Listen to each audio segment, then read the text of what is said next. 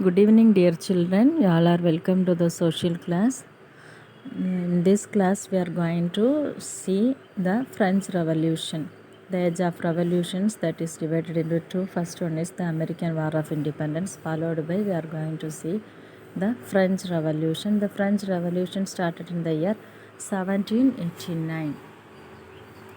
This uh, this French Revolution made in the it is in the European continent. You see, we can see the social and economic causes for the French Revolution. You see, the society is divided into four. In this, the first two classes, the nobles and clergies, they have enjoyed the all luxuries, and the King Louis XVI, that French Revolution happened in the period of that Louis XVI, that King Louis XVI and his wife ruled Mary Antoinette, Mary Antoinette, who then ruled that French dynasty, and they have believed themselves as the representatives of God, so they thought that they are not answerable to the people. This is one of the reason for the revolution. And the economic cause means the people 95 percentage of the people lived in the third class, but they only need to pay the tax because the duties are very heavy. So the people thought against to the French dynasty. Because of these reasons, the French Revolution was started. You see, the luxurious lifestyle of the king, the kingship family, and the heavy tax upon the people. These are the main causes for the French Revolution. Then, what are the impact of the revolutions? There is the people revolted against to that French dynasty. No, for what purpose they have asked there? They are not only asking the equal right, because they have the need to select their leader, because the king is what is the thought of that king? The king is king's thought is there is no answer, there is no need to answer to the representatives, the public. So what they are living in luxurious, the common people are suffering a lot. So they are the people are revolting against that government, and they are asking for the voting right. Because of this revolution, they got the voting right. After this, the feudalism came to an end, and the capitalism was raised. The revolutions are the main reason for the capitalism. The French dynasty first fully covered with the feudalism. Already we have learned in the first lesson of feudalism and capitalism. Now it is turned into the capitalism, and the people are getting the right to voting. Because of that, from that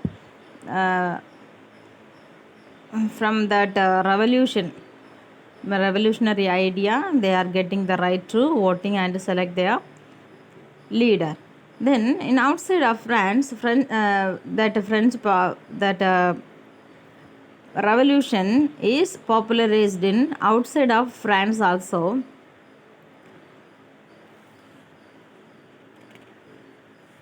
And they have people interested to identify themselves with a particular nation. Then you see, dear children, that we can see that the post-revolution period. What is the post-revolution period? Before the revolution period, what is happened in that France.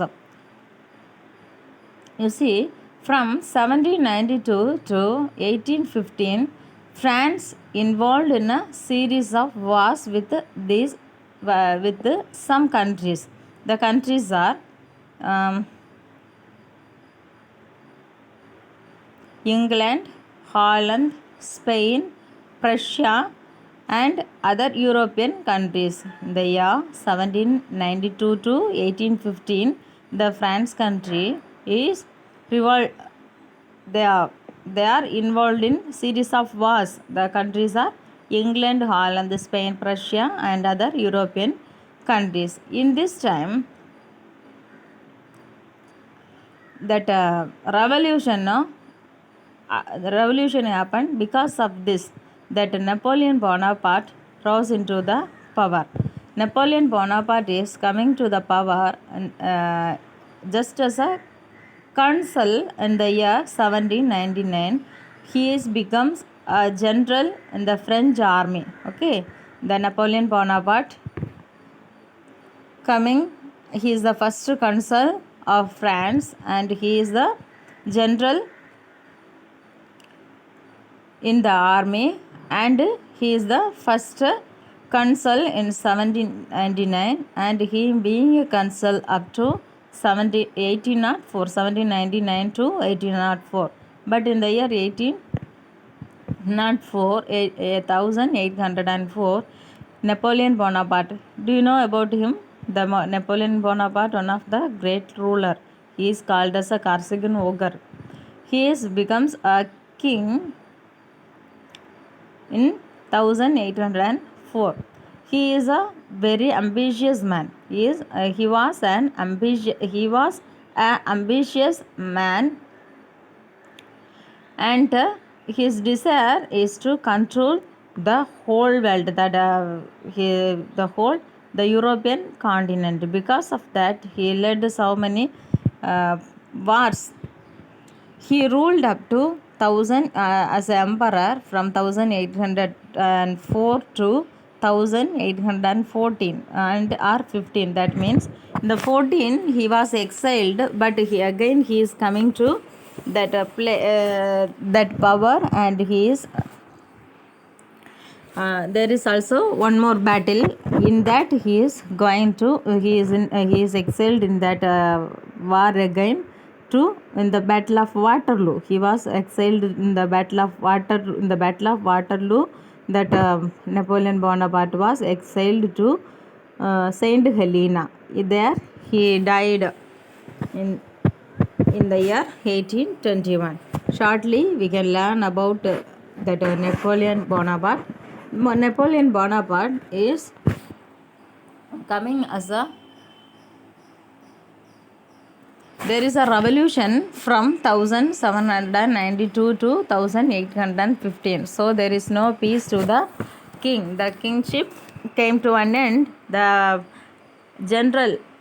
army general Napoleon Bonaparte is coming as a consul in the year 1799, and he is continuing as a consul up to 1804, and he is coming as a king emperor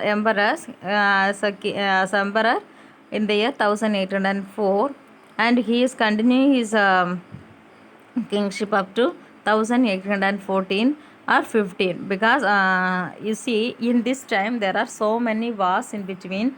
There is a war. First one war is Battle of Austerlitz in the year 1813. Before that, Battle of Austerlitz in the year 1805, and the another one war, that is the war declared between Austria and defeated Austria by Napoleon. Napoleon defeating that Austria in the year 1805. That is called as Battle of Austerlitz. And in the year 1813, there is another one war, that is called as the Battle of Leibs. That is, in this war also Napoleon Bonaparte got the victory. But in this time, that Allied powers occupied Paris in 1814, 14 that Napoleon Bonaparte was exiled to island of Elba. But again that Napoleon Bonaparte refusing the power. He is refused to accept his failure, and he coming. He is gathering a small army and coming to fight against to the king that people that those who are defeated him. No, then in the Battle of Waterloo, he is meeting that Russia. In this battle, Napoleon Bonaparte was defeated and he was exiled to Saint Helena. That is, Saint Helena is one of the island. He don't know the route to come out from that island. Because of that, he was settled in that island, and in the year 1821 that Napoleon Bonaparte died. Okay, he's a great ruler. Here, one more message about Napoleon Bonaparte. Do you know, his style of standing is something different. Here they are telling Napoleon's style of standing. You can see that in the page number 23 in a small box. His standing style is something different because he is placed his hands on his vest, and that is bustled by the historians, and that they are telling something about that. For his entire adult life, Napoleon suffered from acute stomach aches. Some historians reason that holding his hand on his abdomen perhaps helped ease his sufferings. They are telling like that. We don't know the truth. Okay, dear children, you read the lesson after viewing this video. Thank you, children. God bless you all. We will meet in the next class. Thank you.